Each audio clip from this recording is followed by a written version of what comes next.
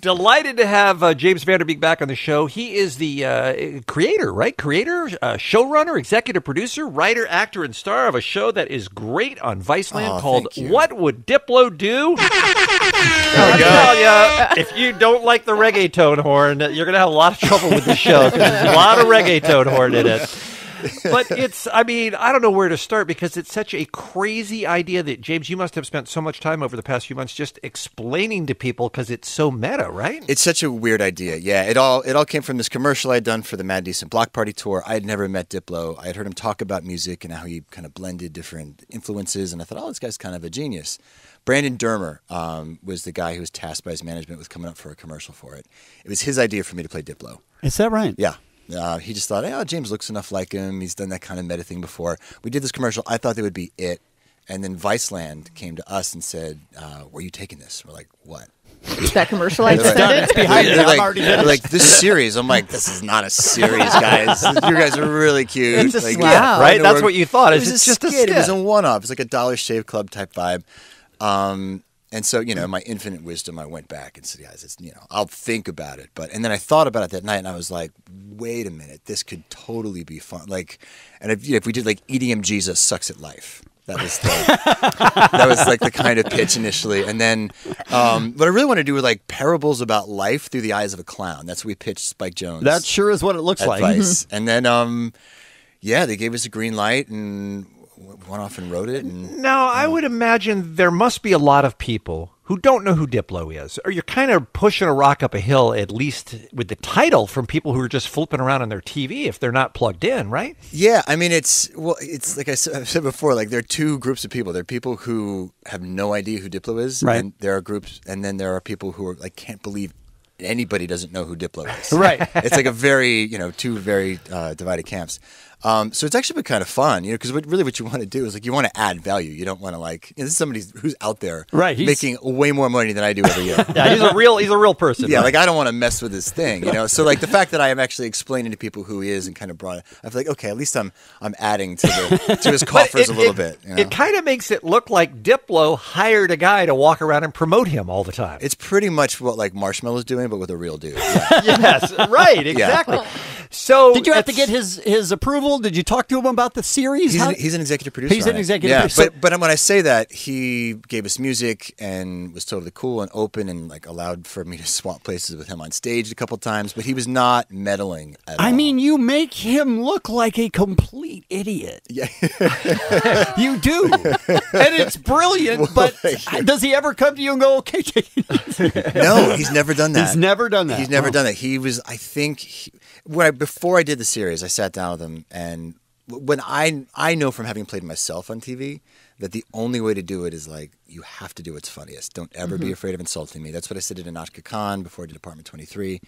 And so when I thought, okay, I think we can make this a series, I sat down with Wes, who's Diplo, and I was like, "Are you okay with this? Like, what's your take on it?" Because you know we're going to have to go far, right? Yeah, and his response was, just made me look completely ridiculous. Yeah. And that's absolutely the way to do it, because he's so funny in real life. Yeah. He's so self-deprecating. Yeah. But he's also a lot of times smarter than everyone else in the room. Oh, yeah. And people don't really get that because they just think he's kind of being goofy and funny. But he's brilliant. He's like Yogi Berra smart. He's like, he's incredibly sharp. Yeah. And so, if for our thing, we made him like musical genius, but selectively dim. Yes. in fact, Bobby Lee, who plays your Diplo's manager, constantly says he's the dumbest person I've ever met in my life. And they say, "What do you do?" And he goes, "I'm his manager." Yeah. I want to go back to something you passed by a minute ago, James, and that is when you swapped out on more than one occasion with Diplo on stage. So this is at a Diplo gig where people are there to see and know and love Diplo, and you dress like him and then walk out on stage, dress like him, put on the dad hat, put on the hat, and just start waving. and just start waving my fingers in the air, and everybody starts following me.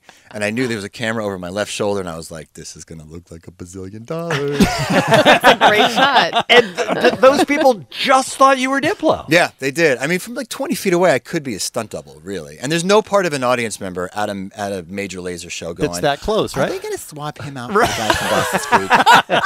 Like, that's just not something that's occurring to them. Have you thought about touring full time? So that there's 2 Diplos at all times, any Right? place. He's got to pee at some point up Right? there. No, I'm saying go on your own tour. Go on my own tour Yes. and Diplo. just start pressing Just the start- buttons yes. and start Press moving play, around. man. Like, Just press play. Come on. Before we take a break with James, and again, the show we're talking about is called What Would Diplo Do? Oh, sorry. It is Thursday nights at 10 on Viceland, and we're going to take a break here in a second. But tell me about the mustache, because you wear it well, my friend. Is this the thank you. first time you've had a stash? every once in a while in the past, if I've had to audition for like a real douche or like a child molester or something, I would like grow a douche mustache. stash? It's like a douche stash. It's like, okay, I got to play a douchey character. Let's go mustache. How do you feel? You comfortable with it, or does I it like drive you it crazy? now, actually. I kind of like it now. I don't know.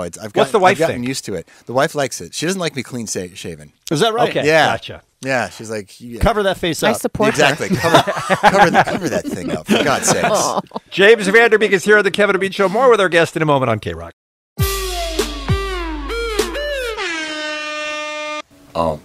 Radio is dope because like you don't have to watch it, and also you could be naked when you do it.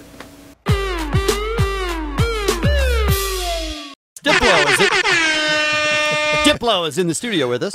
No, Kevin, you're confused. That's actor James Vanderbeek. He plays Diplo in the Viceland series called What Would Diplo Do, with another episode tonight at 10. He looks a lot like Diplo. He actually does, from a distance, especially if you squint. So hey, fan. James, you're making all the major decisions on this show. I know you have a talented crew, but you're the main guy. Why are you taking your shirt off so much? That's what's every episode you figure out a way to strip down. What's going on there, son? Well, I don't know if you follow Diplo on Instagram, but It's true to the brand. But it seems very hard to keep your shirt on that guy. yeah.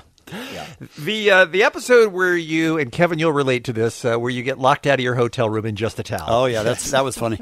You filmed that? That wasn't a set. That was a real hotel? It was a real hotel. We shot at the Biltmore down here in Los Angeles. Yeah, So you're running up and down the halls essentially naked, or with whatever they cover the with very very little clothing. Yes. right. And Yeah. do you run into any customers that day? Any people visiting the hotel? We had blocked out the hotel. Had let us. I could block out that floor or that hallway at least, with the exception of one room. Oh no!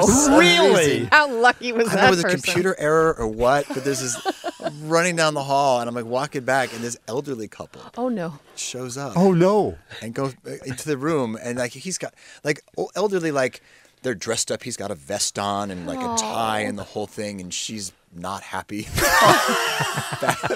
She's just not happy about your presence there. I don't know. She wasn't happy about much, but my presence did not make her any happier. Let's put it Right. that way. I love the idea that they just run into this dude sprinting down the hall Yeah. naked. Yeah. That's fantastic. I don't know what the budget is on this show. It looks good, but do you find yourselves kind of winging it as you go when you film at all of these various places? Because you're all over the place. We were very rogue about it. Yeah, we wanted it to be truthful as we could make it, but then they're just budgetary constraints, and it's a big show. It's a big life this guy lives, and so a lot of that is very expensive. So we had to do things like, in order to recreate a concert scene where Diplo used to open for a metal band, we had to throw me up. we could not afford extras, and we couldn't, so we actually went to an Every Time I Die show in Camarillo. Okay. And So they were already playing, and there was already a crowd there. Yep, already a crowd there. Okay. And Diplo actually used to follow a tour bus around from a metal band.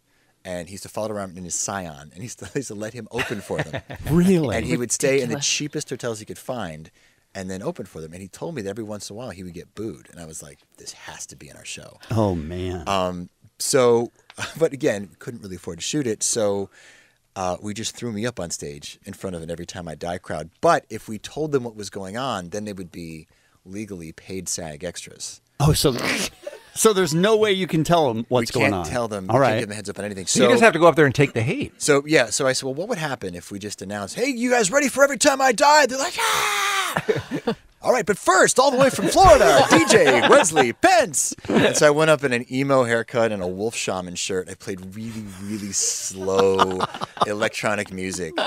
And if you watch all the way through the credits at the end of the last episode, you'll see like about 1 minute and 30 seconds of people just screaming. Oh my and God. when I guess you can't say asshole, right? But when they, Well, Yeah, too you can late call now. them that. Yeah. So that chant started at one point.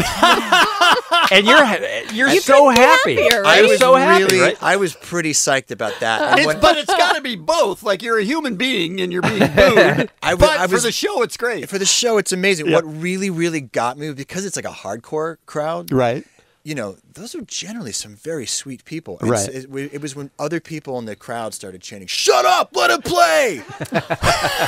That was when I was like, I have to leave. I got to get out You're of here. toying with their emotions at this Yeah, point, they're James. like standing up. They're like, he's got something to express. Shut up! And I'm like, no, I can't do this. Like that killed me. That's when I was like, I got to get off stage. That's so funny. Yeah.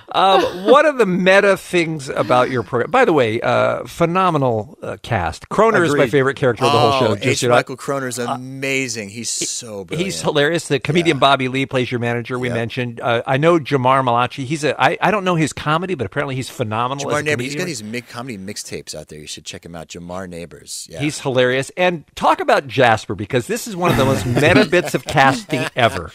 Yes. So when I went to the Mad Decent Block Party to film like a kind of teaser promo to show Vice, you know, thematically what we wanted to do, and Brandon Dermer was there shooting it, and Dillon Francis was also playing. Right. And Dillon just jumped in and started improvising with me. Oh, is that right? Yeah. He has a great sense of humor. He's got a great sense of humor, and I wasn't really familiar. Did with you his know who social he media was? presence. I knew who he was. I knew his music. I knew he's huge in the electronic Right. music world. But what I did not know, was not following him on Snapchat at that point. Right. And so when I did, I was like, this guy is really clever. He's really creative. He's incredibly funny. And so I said to Brandon Dermer, I was like, what if we cast, Dillon in the show? And Brandon was like, yeah, dude, he would love that. So we did. And it turns out, I wrote this role of this like hanger-on with just like the lowest IQ of any functioning He's the human. biggest loser that you've ever seen. Yeah, just like somebody. Yeah. The idea was like, this is somebody who Diplo's been friends with since middle school. Right. And The just guy who can't laughs cut at him his own loose. farts. Fake him. Like somehow this guy always makes the private jet in time, like crawls out of some gutter, and everybody's like, "Oh God, we didn't leave Jasper in Nashville. I guess he's here." And Dillon, so I wrote this thing for him, and he just crushed it. Turns out he's so good. He just so really weird that- is great. Yeah. He's one of the biggest DJs in the world playing the idiot, though, and Yeah. you're the idiot playing another one of the biggest DJs in the world. And what's great about Dillon too is when he does, I don't know, he like changes the molecules in his body when he goes to play Jasper. You watch the IQ evaporate from behind his eyes. That's it's really amazing to watch. He does look incredibly stupid. Yeah. All right, before we run out of time, let's talk about tonight's episode. 10 o'clock Thursdays, Viceland. That means a new episode tonight. And this is Viceland, by the way, is a TV channel. I have to Yes, tell people it's too. on Yes. TV. It's on TV. The way to find it is you go to your TV and you type in Viceland. Thanks for that That explanation. was great. There are shows called We to Kid on the channel. You can't take anything for granted. Viceland is a great channel. You'll love almost everything on Yeah, it. If you it's like really this show, fun. you'll love everything on it. Yeah, Why is tonight your favorite episode, James? Tonight is my favorite episode because it is the first one that I wrote. I wrote it as a first episode, and in it, Diplo is supposed to throw out the first pitch at a baseball game in the Dominican Republic. Yes. Having just played a concert there, and he shows up late in like the seventh inning. First pitch. And so his manager, just to like really try to humiliate him, says, "All right, smartass, you're going to take a ceremonial at bat now." Oh. And so he throws him up to the plate, and stupidity ensues. Okay. All right. And is this the episode where people are crowding around you taking selfies of Diplo, Yes. they think? Yeah. So at one of the shows, so it would be The format on this was so wide open. We just kind of threw in like interstitial stuff at like after the credits, for a lot of Right. this. And so we were constantly just shooting. So at the Aaron Styles show here in LA, I went out into the crowd in a Diplo jersey and a dad hat, again with the mustache, and people started coming up and taking selfies with me. And Convinced it was Diplo. I don't know what percentage it was, but there were a lot of people who were like, "Dude, you're awesome! I saw you in Vegas. Remember?" And I'm like, "Yeah, man." Yeah, So it was great. I just love to think like what happened when those people posted it Oh yeah. on Right? the social media channels. They're like, "Yo, Diplo for life," and people were like, "That's James Vanderbeek." Well, congratulations, James. Please Oh, tell thank me you, that man. the inkling is that there'll be more episodes. Like we can't leave it here, right? Oh, I love hearing that. I really appreciate that. I would love to do more. I think Okay. we totally can. I mean, there's a lot of moving pieces in this. I understand. So, We yeah. love the show, though. yeah, it's Oh, real thank funny. you. Yes, Thank absolutely. What would Diplo do, you guys, tonight and Thursday nights at 10 on Viceland? Of course, they offer it on demand, too, if you want to get caught up. James Vanderbeek, thanks so much for coming in. Great to see you again, Thank you sir. guys. Always Appreciate a it. pleasure.